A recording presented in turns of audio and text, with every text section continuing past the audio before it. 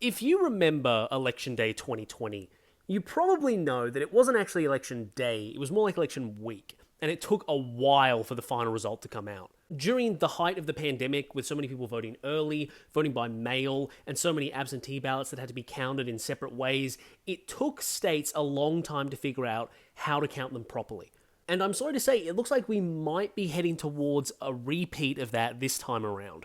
A lot of states, unfortunately, haven't made many reforms when it comes to how they count ballots. Pennsylvania, very concerningly, is probably going to take just as long as they did last time. But there is one state that has reformed how it counts ballots and will be getting its results really, really early. It's a swing state, and it's a crucial one. Before I tell you which one it is, I just want to remind everybody that 2020 really highlighted the different ways in which Republicans and Democrats vote and how they trust the system. Democrats were actively told by their party to vote early, to vote absentee, to vote by mail-in, whereas Republicans, from the bat, or at least President Trump at the time, was saying that it was incredibly unsecure and it was how they were going to steal the election, so do not vote absentee or by mail. For the Republicans, that is one of the biggest political missteps you could possibly make. The stage that the Republican Party basically set in that election was telling their supporters only to vote on one day, whereas the Democrats were told by their party, you have like a month to vote in whichever way you want to. If one side of politics has faith in the system and they can vote at any time, it will just be easier for them to vote. But if you're on the Republican side and you're actively being told that there is only one day you can vote, that makes it harder for Republicans to vote since they don't trust the other methods. The one thing I remember about 2020, and which a lot of people probably do, was that for left-leaning people, was that heart-dropping moment where it seemed like Trump in the early counts was ahead seemingly everywhere. That was because a lot of states were just counting election day votes first and then holding off on counting mail-in ballots, or at least the requirements of the processes they had to go through to verify mail-in ballots were so much longer and more tedious that they couldn't get to them quickly.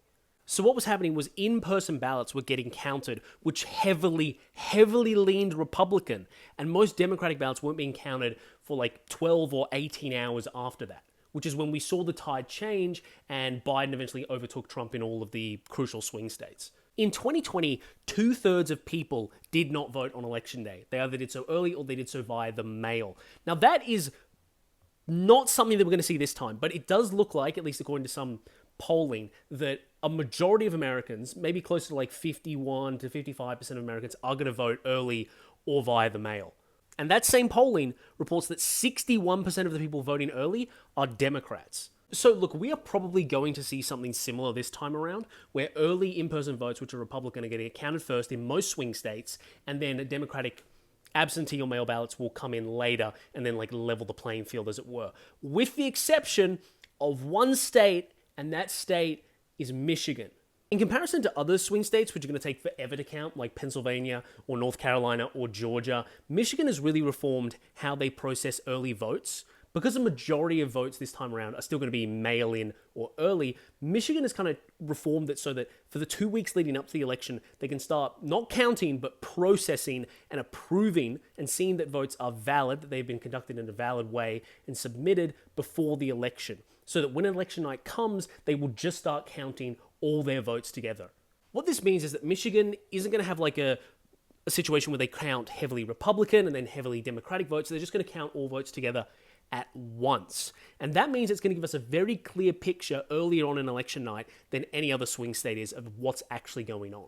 I even believe that the Secretary of State in Michigan has said that it would be astounding if they didn't have a result by midnight on election night. Now, of course, Michigan is only one state, but if Harris is winning in Michigan on election night, and she's winning it by a sizable amount, it probably implies that neighboring Wisconsin and Pennsylvania are probably going to be leaning blue as well.